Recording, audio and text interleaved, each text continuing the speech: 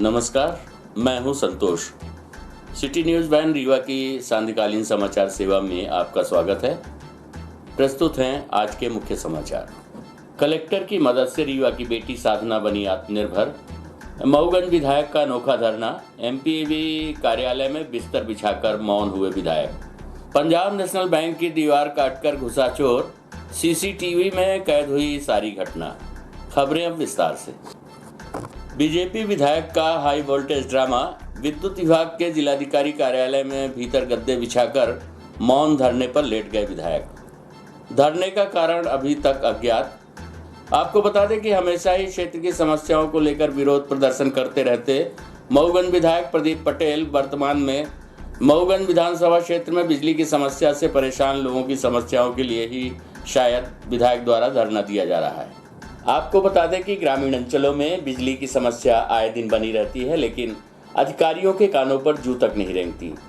पिछले कुछ समय से ताउते एवं यास तूफान से आई आंधी और बारिश के चलते जहां एक और विभागीय अधिकारियों के पास एक निश्चित बहाना है, वहीं ग्रामीण अंचलों में बिजली की भारी किल्लत से आम जन हलाकान है। आपको बता दें कि भाजपा विधायक का अनोखा धरना अपनी मांगों को लेकर एमपीवी कार्यालय में जिलाधिकारी कार्यालय के भीतर गद्दा बिछाकर लेटे हैं मऊगंज के विधायक प्रदीप पटेल किसी से बात नहीं कर रहे हैं। दोपहर 1 बजे पहुंचे थे एमपीवी कार्यालय। क्षेत्र में बिजली की समस्या को लेकर पहले भी 2 बार कर चुके हैं धरना प्रदर्शन। विधायक की समस्या सुनने अब तक नहीं पहुंचे विभाग के अधिकारी। इस संबंध में प्रस्तुत है झलकी। मौन धारण किए हैं क्या? नहीं तो कुछ तो बता दें हम लोग। कितने टाइम से धरना हुआ विधायक जी आपको?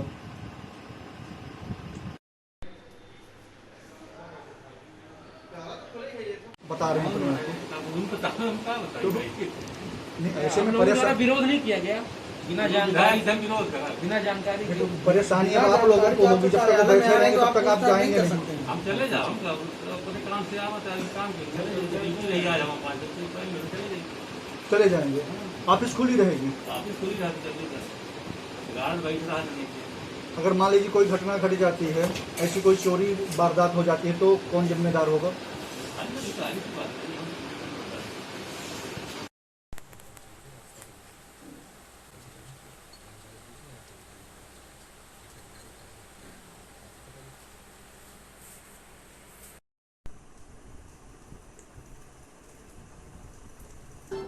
डॉक्टर इलैयाराजा टी की मदद से रीवा की बेटी ने भरी उड़ान। गरीब बेटी को कलेक्टर ने खुद से मुहैया कराई मदद। आपको बता दें कि बेसहारों का सहारा बने कलेक्टर डॉक्टर इलैयाराजा टी महसाओं की रहने वाली साधना जायसवाल के माता पिता की मौत कई वर्षों पहले हो गई थी, जिस कारण परिवार के भरण पोषण की जिम्मेवारी साधना पर ही आ गई थी।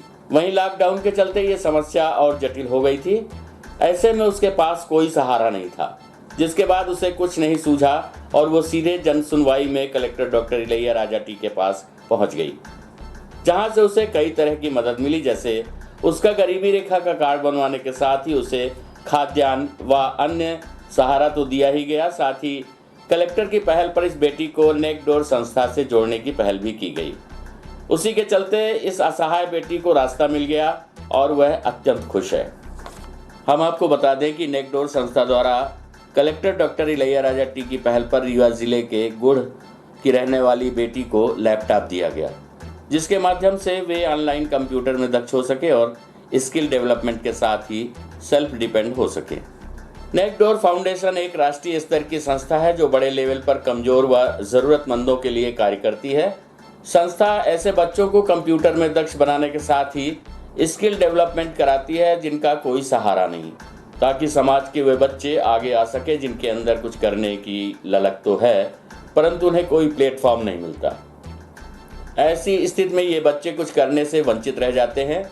ऐसी संस्था के सहयोग से Rewa collector doctor Ilaiyaraaja T द्वारा रीवा की बेसहारा बेटियों को सहारा दिलाने का बेहतर कार्य किया जा रहा है, जिससे वो अपने पैरों पर खड़ी हो सके और अपने परिवार के साथ खुद का भविष्य संवार सके, साथ ही समाज के साथ जिले व राष्ट्र के लिए मिसाल बनकर बेहतरीन कार्य कर सके। रोजगार युवा हैं, उनको हम उद्यमिता में डालते हैं, उनको बिजनेस करना सिखाते हैं। उसके लिए हम उनको लैपटॉप देते हैं उनको ट्रेनिंग देते हैं, उनको मोटिवेट करते हैं और 2 साल तक उनको आर्थिक सहायता और सारी सामग्री उपलब्ध कराते हैं, जिससे कि वो अपने पाँव पे खड़ा होकर वो अपने पाँव पे खड़े हो जाएं। और हमारी समझ ऐसी है कि वो 6 महीने जब हमारे वो साथ वो काम करते हैं तो 6 महीने में वो 15 से 20, 25 हज़ार, 30 हज़ार रुपये महीना कमाना शुरू हो जाते हैं। हमारे पास रीवा में ही ऐसे एग्जाम्पल हैं। एक ओम प्रकाश हरिओम कुशवाहा नाम का एक लड़का है, उसने पिछले महीने केवल 6 महीने के हमारे साथ काम करने के दौरान उसने 40,000 रुपये महीना कमाना शुरू किया। चलाते हैं, CS को कॉमन सर्विस सेंटर उनके पास है। तो इस तरह से हमारा मानना ये है कि आज अगर कोई भी नौजवान, बेरोजगार नौजवान अगर वो बिजनेस में जाए तो वहाँ नौकरी के बनिस्पत ज़्यादा अपॉर्चुनिटी हैं, क्योंकि तो हमारा काम ये है कि लोग उनके पाँव पे खड़ा करना, और हमको जो मौका दिया गया। हम आपको बता दें कि महसाव गांव की रहने वाली साधना जायसवाल से जब इस संबंध में बात की गई तो उसके द्वारा बताया गया कि उसके पिताजी की मृत्यु तो बचपन में ही हो गई थी, उसकी माँ भी नहीं है। ऐसे में उसके लिए कोई सहारा नहीं है। लॉकडाउन की अवधि में वह कई समस्याओं से जूझ रही थी, जिसके बाद उसे कुछ नहीं सूझा और वो सीधे रीवा कलेक्टर डॉक्टर इलैया राजाटी के पास पहुंच गई, जहां से उसे कई तरह की मदद भी मिल गई। कहाँ के रहने वाले हैं? महासाव। किस तरीके की समस्या आ रही थी आर्थिक, और पे कैसे कलेक्टर साहब के संपर्क में आए और किस तरीके की मदद मिली आपको? सर, मेरे पापा बचपन में एक्सपायर हो गए थे, फिर मम्मी भी एक्सपायर मेरे 1.5 साल हुए। फिर घर को चलाने में बहुत समस्या हो रही थी, लॉकडाउन भी था। फिर हमें लगे घर के खर्चा कैसे चले, और लॉकडाउन में खेतों किसानी का वही काम बंद हो गया था उस टाइम पे, और घर में पैसा एक भी नहीं था। तो हमें लगा कैसे क्या करें। फिर हमें दिमाग में आया तो चलते हैं सर से कुछ हेल्प लेते हैं, हमारी हेल्प करेंगे। फिर आए तो सर हमारी बहुत हेल्प किए, हमें राशन वो दिलवाएं और राशन कार्ड बनवाएं, और यही बोल रहे थे कुछ करने के लिए, तो नेकडोर में बोले जुड़ने के लिए। और मेरे इस टाइम पे पैसा एक भी नहीं था घर चलाने के लिए। फिर सर ने हमें सहायता राशि दी, बहुत हेल्प किए हैं। अब आगे भविष्य में क्या बनना चाहती हैं, क्या करना चाहती हैं इसमें? सोचते हैं सर इसी को आगे बिजनेस चलाएं, कौन सा यही business? नेकडोर, यही ऑनलाइन सब काम। परिवार में कौन कौन है आपके? हम लोग 4 बहन हैं, एक भाई है, तो 2 बहनों की शादी हो गई है, एक भैया है, बब्बा हैं। किस क्लास में पढ़ती हैं? इस साल 12th है। अभी आज संस्था द्वारा लैपटॉप भी दिया गया है जी आपको। सर। तो क्या आगे फिर इस लैपटॉप की मदद से आगे क्या करेंगे? सर इसी यही बिजनेस को आगे बढ़ाएंगे। इस संबंध में रीवा कलेक्टर डॉक्टर इलैया राजाटी से भी बात की गई तो उन्होंने बताया कि नेकडोर संस्था समाज के कमजोर व असहाय वर्ग के लोगों के लिए बेहतर कार्य कर रही है। उनका स्किल डेवलपमेंट करने के साथ ही रोजगार के अवसर भी देती है। संस्था के माध्यम से गुड़ की बेटी को किट वितरित की गई है। साथ ही साधना जायसवाल जो काफ़ी समय से अपनी समस्या को लेकर मेरे टच में थी, उसे लैपटॉप के साथ ही उसकी अन्य मदद भी की गई है। प्रस्तुत है साधना जायसवाल एवं कलेक्टर डॉक्टर इलैया राजाटी से बातचीत के अंश। वितरित किया गया है और भी कई जरूरतमंदों को सामग्री उपलब्ध कराई गई। क्या सर इसका उद्देश्य था, किस तरीके की संस्था काम कर रही है? ये कार्यक्रम नेकडोर एक संस्था है, एक कमज़ोर वर्ग के लिए मतलब है ना काम करती है। वो संस्था बहुत कुछ है ना काम करती है, लोगों को स्किल डेवलपमेंट कराती है, फिर उसके माध्यम से उनको रोज़गार का अवसर है ना प्रदान करते हैं। तो उन लोगों को मेरे पास कॉल आए थे कि हम लोग है ना इस प्रकार का कुछ कार्यक्रम करना चाहते हैं। एक बच्चे तो हमसे पहले से है ना टच में थे, आई थिंक जन सुनाई में एक बार आई थी। उनका प्रॉब्ली उनका पेरेंट्स नहीं है, सो उनका है ना अपना उनको ये भी है कि उनका सिस्टर भी है, उनका सपोर्ट कर रही थी। सो उसका लगातार हम लोग सपोर्ट करते आ रहे हैं, तो उसको तत्काल लिंकेज कराए थे। सो नागडोर संस्था ने आज हमारी गुड़ और गोविंदगढ़ दोनों के ना कुछ लोगों के लिए सेफ्टी किट है, उसको ना प्रदान किया है। उसके साथ साथ उन्होंने वो जायसवाल है उनकी लड़की को लैपटॉप किया है, वो हायर सेकेंडरी स्कूल में है, और साथ साथ में कंप्यूटर कोर्स भी करा देगी। सो जैसे वो हायर सेकेंडरी पास हो जाएगी, वो अपना फैमिली को साथ में पढ़ाई के साथ साथ ना मतलब फैमिली को सपोर्ट करने का काम भी ना कर सकेगी। रीवा के त्योथर में बेखौफ चोरों ने बैंक की दीवार काटकर चोरी करने की नाकाम कोशिश की। चोरों ने दीवार को तोड़ा, फिर अंदर आए लेकिन लाकर नहीं खोल पाए। और पकड़े जाने के डर से फरार हो गए। पूरी वारदात सीसीटीवी कैमरे में कैद हो गई, जिस पर पुलिस अब चोरों के सुराग तलाशने में लगी हुई है। हम आपको बता दें कि यूपी के सीमावर्ती इलाकों में चोरों के हौसले बुलंद हैं। मामला त्योथर पचामा स्थित पंजाब नेशनल बैंक का है। बीती दरमियानी रात अज्ञात चोरों ने बैंक को बनाया निशाना। आज सुबह 3 बजे के लगभग बैंक में पीछे की दीवार को काटकर लूट की घटना को अंजाम देने की नाकाम कोशिश की गई। चोर बैंक के अंदर प्रवेश तो कर गए, लेकिन सुरक्षा के पुख्ता व्यवस्था होने से चोरी नहीं कर पाए। बैंक के लॉकर और एटीएम में लाखों रुपए पड़े थे। पकड़े जाने के डर से चोर जहां से आए थे उसी रास्ते से बाहर निकल गए। ये घटना सीसीटीवी में पूरी तरह से कैद हुई है। बैंक की चाक चौबंद व्यवस्था की बदौलत अज्ञात चोर चोरी की घटना को अंजाम नहीं दे पाया। सूचना मिलने पर बैंक मैनेजर और पुलिस बल मौके पर पहुंचा और पुलिस मामले की जांच में जुटी हुई है। इस संबंध में प्रस्तुत है पंजाब नेशनल बैंक त्योथर के मैनेजर DK शर्मा से प्राप्त जानकारी के अंश। इसमें आया पहले, यहाँ आया, यहाँ तो आया, इसमें आया पहले। ये आया। हाँ इसको दिखाओ। यहाँ क्या एक चश्मा बाहर गिरा, दूसरा चश्मा लगाया है ना। अब बता यही वाला डाल दिया हो। यही गिराया होगा, यही चश्मा। जाते जाते जैसे कि चश्मा निकाला है, चश्मा निकाला है। ऊपर किया है। हाँ। फोन पे बात कर रहा है। ये सवारी लिए है ना। फोन पे बात कर रहा है, देखिए फोन पे बात कर रहा है। नहीं, लाइट जलाया, अंधेरा है ना पूरा। हाँ, पूरा नहीं उतर रहा था। ये वाला नहीं चश्मा था, ये दूसरा चश्मा।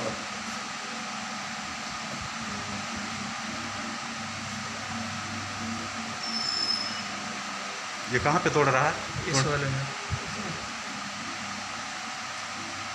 अंदर कैश काउंटर में चला गया है। नेशनल बैंक में दीवार में सेल मारी कर चोरी का प्रयास किया गया है। तो सर क्या है पूरा मामला? जी मामला ये है कि रात के करीब 3:30-4 बजे लोगों ने दीवार तोड़ कर के अंदर घुस के पैसे चोरी करने की प्रयास किया, लेकिन सफल नहीं हो पाया। पैसे कोई चोरी नहीं हो पाई है। सर बैंक का कुछ नुकसान भी हुआ है? नुकसान काउंटर को नुकसान किया है। तो सर नकदी कितनी गई होगी? नकदी वगैरह के बारे में अभी तो नहीं बता पाऊंगा। नकदी चोरी गई ही नहीं, नकदी चोरी नहीं हुई? कुछ नहीं गई। तो पुलिस में प्रकरण दर्ज हुआ है? हाँ, प्रकरण दर्ज हो गया। सुबह में ही पुलिस विभाग के लोग आए थे, इंक्वायरी हो गई है, सारी देख करके चले गए हैं। सर अब बैंक की सुरक्षा व्यवस्था को लेकर आप लोगों की तरफ से क्या प्रयास किए जा रहे हैं? बैंक में गार्ड वगैरह की सुविधा है कि नहीं है? नहीं, गार्ड तो हमारे हैं, लेकिन नाइट गार्ड नहीं है। दिन में रहते हैं। बैंक की तरफ से दिन में गार्ड रखने की व्यवस्था है, नाइट गार्ड की कोई व्यवस्था नहीं है। सर आपके PNB बैंक में ATM भी संचालित है, ऐसे में गार्डों का न होना बड़ी लापरवाही भी दिख रही है। हाँ, गार्ड के लिए तो हम लोग प्रयास करते हैं, लेकिन ऊपर अब और रेट लिखूंगा मैं, कम से कम हमारे लिए नाइट गार्ड की भी व्यवस्था की जाए।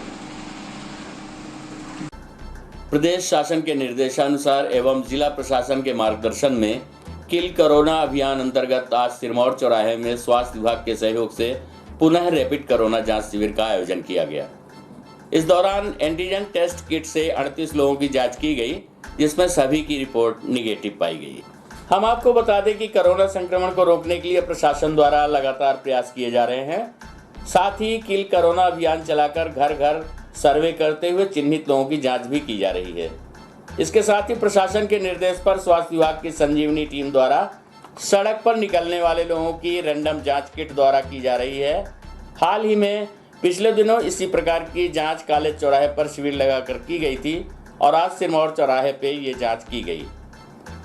इस जांच में सभी जांच रिपोर्ट निगेटिव प्राप्त हुई हैं।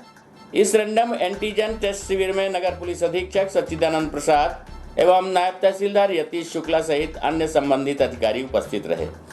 प्रस्तुत है CSP सच्चिदानंद प्रसाद से प्राप्त जानकारी के अंश।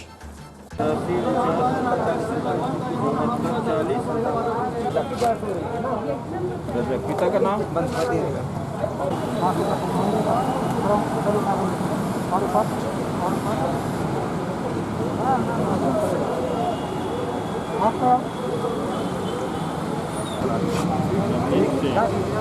पिता का नाम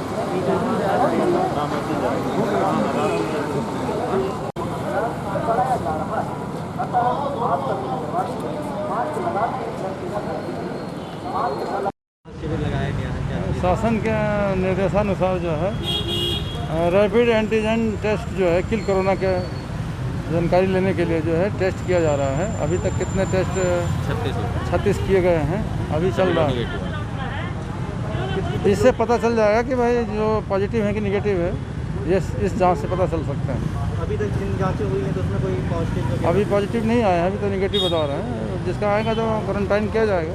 किन किन चौराहों में सही चल रहा है? अभी सभी पे कर रहे हैं घूम कर। सुपर स्पेशलिटी अस्पताल में SISF जवान के साथ हुई मारपीट मामले में जूनियर डॉक्टरों के ऊपर दर्ज हुए मुकदमे।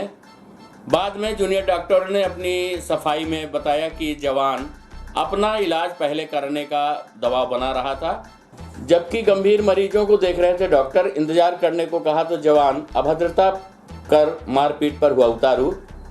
हम आपको बता दें कि बीते दिवस SISF के जवान और जूनियर डॉक्टरों के बीच हुई मारपीट के चलते लगभग दर्जन भर डॉक्टरों को आरोपी बनाया गया है और उनके खिलाफ मुकदमा भी दर्ज किया गया है, जिस पर आरोप प्रत्यारोप का दौर जारी रहा। इसी कड़ी में जूनियर डॉक्टरों ने अपनी सफाई में कहा कि SISF के जवान द्वारा जब खुद का उपचार करने का दबाव बनाया जा रहा था, उस वक्त कैजुअल्टी में गंभीर मरीजों के उपचार में डॉक्टर व्यस्त थे। जूनियर डॉक्टरों द्वारा उन मरीजों के नाम भी बताए गए जिनमें 78 वर्षीय हेमराज शर्मा, जिनके नाक से खून बह रहा था। दूसरा मरीज सुंदरलाल, जिसकी आंत फट गई थी। वहीं इस बीच SISF का जवान आकाश साहू द्वारा अपने इलाज को लेकर दबाव बनाया गया। इसी दौरान डॉक्टरों एवं जवान के बीच काफ़ी कहासुनी हुई और देखते ही देखते घटना मारपीट में तब्दील हो गई, जिसमें जवान को काफ़ी चोटें आई हैं, जिस पर पुलिस ने दोनों पक्षों पर मामला दर्ज कर जांच की जा रही है। इस दौरान उन्होंने ये भी बताया कि जिन जूनियर डॉक्टरों की नाइट ड्यूटी थी, उनको भी घटना कारित करने पर उनका नाम भी जोड़ा गया है तथा उन्हें आरोपी बनाया गया है। इसी के साथ ही जूनियर डॉक्टर अध्यक्ष डॉक्टर रजनीश शर्मा ने अस्पताल परिसर में सुरक्षा व्यवस्था पर सवालिया निशान भी खड़ा किया है। प्रस्तुत है जूनियर डॉक्टरों से प्राप्त जानकारी के अंश। मेनली प्रेस कॉन्फ्रेंस हमारा उस दिन जो विवाद हो गया था थोड़ा पुलिस वालों से, वो थोड़ी मिसअंडरस्टैंडिंग उसके लिए हो गई थी। एक्चुअल में जो ऑन ड्यूटी डॉक्टर थे, डॉक्टर पृथ्वीराज चौहान, वो कैजुअल्टी में पोस्टेड थे। तो वो एक पुलिस वाला जवान था, शायद वो ऑन ड्यूटी नहीं था, वर्दी में नहीं था मेनली। वो वहाँ पर आए, बोले दिखाना है उनको कुछ, तो उन्होंने एग्जामिन कर लिया उसको। तो उसके अंडरकोर्स में सूजन थी थोड़ा, तो उसके लिए ड्रेसिंग, मेनली मैक्सेल्फ की ड्रेसिंग की आवश्यकता थी। ऐसा उसको और ज़्यादा रिक्वायरमेंट नहीं थी। उसी समय पर 2 परफोरेशन जो कि एक्सट्रीम इमरजेंसी होते हैं, 2 पेशेंट आ गए और एक हेड इंजरी और एक हेमाटोमेसिस, जो दादा को नाक से लगातार खून आ रहा था, जो अगर नहीं कंट्रोल होता तो उन शॉक में जाके मरने की हालत में हो जाता वो पेशेंट। तो उनको अटेंड करने के लिए इनसे बोले थोड़ी देर आप वेट कर लीजिए। तो इनने बोला, जो आकाश साहू नाम से थे, आकाश साहू जी ने बोला कि नहीं, हमें देखिए वो पेशेंट मैं नहीं जानता। तो इन्होंने बोला नहीं, वो जरूरी है, उनकी जान भी जा सकती है अगर उनको ना अटेंड किए। इतने पे वो पुलिस का धौंस देने लगा कि मैं पुलिस में आप लोगों को समझ में नहीं आती है। तो इन्होंने रुक जाइए, हम देख रहे हैं, कहाँ आपको मना करिए, एग्जामिन ऑलरेडी कर चुके थे। उतने में उनको ऑन ड्यूटी डॉक्टर जो थे उनको थप्पड़ मार दिया उसने। तो जो साथ में थे और डॉक्टर शिवशक्ति, डॉक्टर देवेश हुआ है, उनसे भी झड़प होने लगी। तो इन्होंने CMO नोटिफिकेशन के लिए भेजा, इन्हें वो CMO नोटिफिकेशन फाड़ दिया उसने। तो इन्हें कमरे में उसको बैठा लिया, जो जहाँ पर ये काम करते हैं उसी कमरे में उनको बिठा लिया। इसी में 2-4 बार भागा तो उसको चोट आ गई हैं कुछ, उसके मना नहीं करे। उसी में थोड़ा हाथ पे उस जो सेल्फ डिफेंस में एक तरीके से बोल सकते हैं, उसमें थोड़ी उसको चोट आई हैं। बाकी हमारी तरफ से सब उसको ना कोई मारने की आशंका थी। हम काम करने के लिए लगातार काम ही कर रहे हैं और कोविड में भी काम कर रहे हैं, वहाँ भी काम कर रहे हैं। थोड़ा जो वर्क प्रेशर होता है वो थोड़ा ज़्यादा होता है। इस चक्कर में वहाँ पर एक ही डॉक्टर था, इसलिए इनको नहीं अटेंड कर पाया। लगातार वो अटेंड ही कर रहा था पेशेंट। ऐसा नहीं था कि वो डॉक्टर बैठा था या किसी से बात कर रहा है या मोबाइल चला रहा, वो पेशेंट ही देख रहा था। ऐसे बाकी अटेंडर उनसे पूछ सकते हैं, क्योंकि ना हमारा अटेंडर ना हमारा है ना उनकी तरफ से। अटेंडर आपको बता दें, उस दिन भी अटेंडर ने बताया कि हाँ डॉक्टर साहब पेशेंट ही लगातार देख रहे थे। बस हमारा यही कहना है कि हम काम करने के लिए काम लगातार कर रहे हैं। थोड़ा वर्क प्लेस में से जो बदतमीजी होती वो ना हो, तो हम और एफिशिएंटली काम कर पाएँ।